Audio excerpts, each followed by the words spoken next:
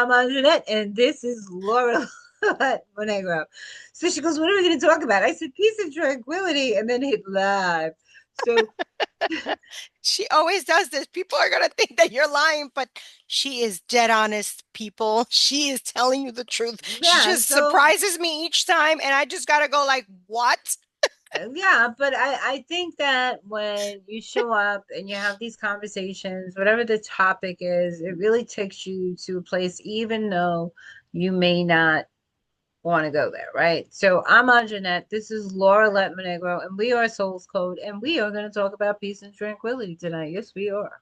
So, um, when I think about peace, I think about that calm, that center, and feeling very aligned and very, very in balance. And tranquility is that happy place that I find where no matter what's going on around me, it doesn't touch this. You know, that I've learned to desensitize myself to the outside surroundings and just be okay with where I'm at. So, what does peace and tranquility mean for you?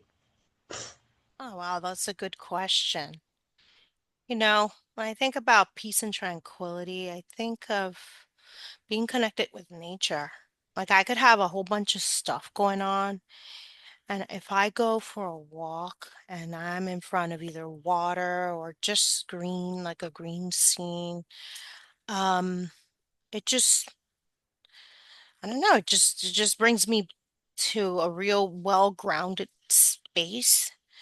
Um, so peace can also for me mean, like I said to you, I think I've shared before, I just kind of turn off all the lights, close my eyes, and just shut off incoming stimuli. And I also find that it has a similar effect, but not as great as when I'm in front of nature, like a display of some kind. And then I find that inner peace. That's how I access peace quickly, personally.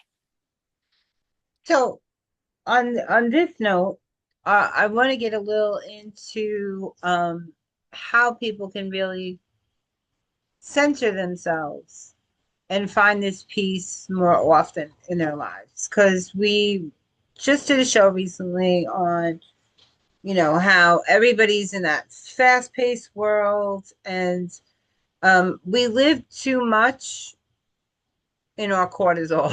Okay, so that's that stress. That's that hormone that just takes you away from health. It just amplifies everything that's going on in your body, the inflammation, everything that's happening, hormones are going crazy, all that stuff, and you're not calm in your nervous system is the best way that I could say it. You don't have that calmness, right? So we live in that. We are always on. I would say 99% of the day we spend on, and a lot of people don't know how to turn that switch and shut it off. So, um, I want to talk about what that is kind of doing to our health as a society, right? And how that impacts us not just now, but generationally, because the people we're around see that fast pace. Like, um, I was on a call with someone from Florida today, and we were talking about New York. So she's originally from New York, and she's down in Florida, and she said the difference just being there, like waiting online 20 minutes for, a hamburger that you can get in five here in New York or 5 seconds, right? But whether or not it's the same quality. But when you go to other places down south or even upstate some, people are calmer. They live a slower lifestyle. But here, everybody's running from the time they get up. And it doesn't matter if they wake up early or or late. They're running for that train, they're running for that job, they're running for and there's no finish line. And that's from a health perspective, that is so concerning to me what we are doing to our bodies on a day-to-day basis And then we want to know why we can't get into those perfect bodies. People are dying younger. Why so many people are now positive for cancer? Because we are destroying our bodies from the inside out because we don't know how to regulate it anymore. We don't know how to find that calm. We have gotten so far away from calm and regulation that we wouldn't even know it if it bit us on the ass. We really, we really, really wouldn't want it, you know? Um, and I just think that we need to shift back to a place where we can come home to ourselves. There's so many modalities out there. There's yoga. You can turn on YouTube or any channel and pop on a video and get some exercise in. You can get out and have a walk. All of these things that are great for socialization, but they're also good for calming your nervous system. Being outside is great for calming your nervous system, and we don't do it, you know. Um, I'm not great at this either, and I know this, I'm always on, but I find the time every day where I shut off. Like I have that stop button and nothing else comes past this brain after a certain hour other than relax, calm your body, right? And you and I have done shows before in the past where we talked about things we do during the day to calm ourselves. I don't care if I got to pull the shades down in my office, Hmm. shut the lights, lock the door. That's what I got to do to have those minutes to myself and hit that pause button. Then that's what I do. You know, I've created a life of balance. I used to be running, running, running, running, and I was really never getting anywhere. I was that list person that never quite finished the list, you know, and I put this stop on that years ago, and my life is so much different today. And Hmm. as much as I'm doing in my life, and I get a lot of shit done on a day-to-day basis, I still find time for that calm because if I don't, I will be right back where I was 15 years ago. I will be in that 300-pound body. I will be loaded with those autoimmune diseases. And I know that. And I made an Hmm. active choice to change my life and continue with, if it's ain't broke, don't fix it. Right. So, what are your thoughts on that? Well, I think it's really critical, right, to basically establish rituals that are accessible, right? Because sometimes what's accessible to one person may not be for another. And also to kind of know what we are uh more in sync with.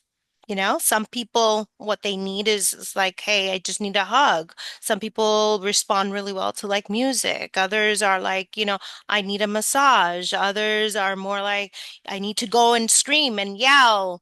Some are like, I need to go hit a punching bag, right? Like people have to explore the different modalities, right, of that expression, because part of the self-regulation, I think, has a lot to do with finding expression.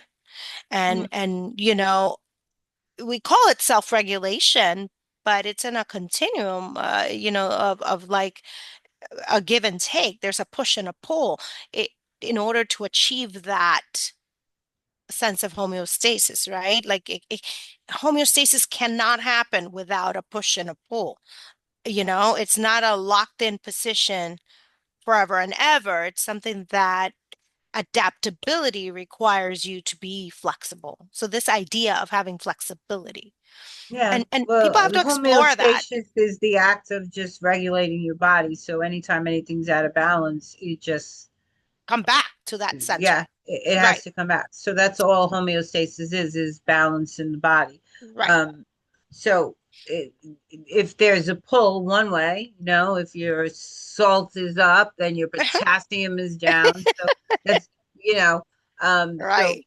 you're very on point with that. So, It's critical, I think, for people to start a self-discovery process because I find that the issue is people don't necessarily spend enough time Explore. knowing what these things are for them. And then one, they don't know when it hits them. Two, they don't know when they're hitting others with their stuff. And then boundaries are not well established either because now they don't know the end or the beginning, neither for themselves or others. And I think that's all part of sitting down with self and having more reflective practice and just kind of having quiet moments in time to really look at what's the thought and what's the feeling and what are the ideas that are floating in that mind and in the heart. And that requires people to not be running around rushing to the next train and thinking that that's Yeah, how they meditated, yeah, like you know. yeah, yeah. But I agree.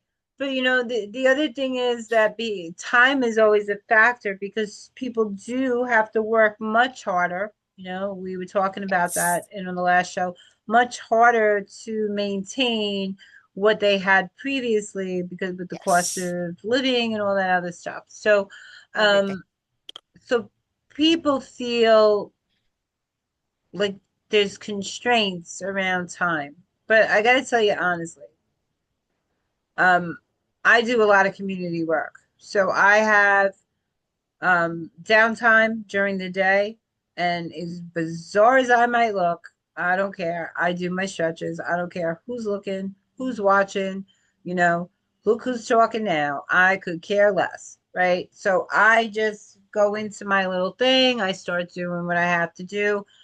Even at my regular job, I get up, I do stretches.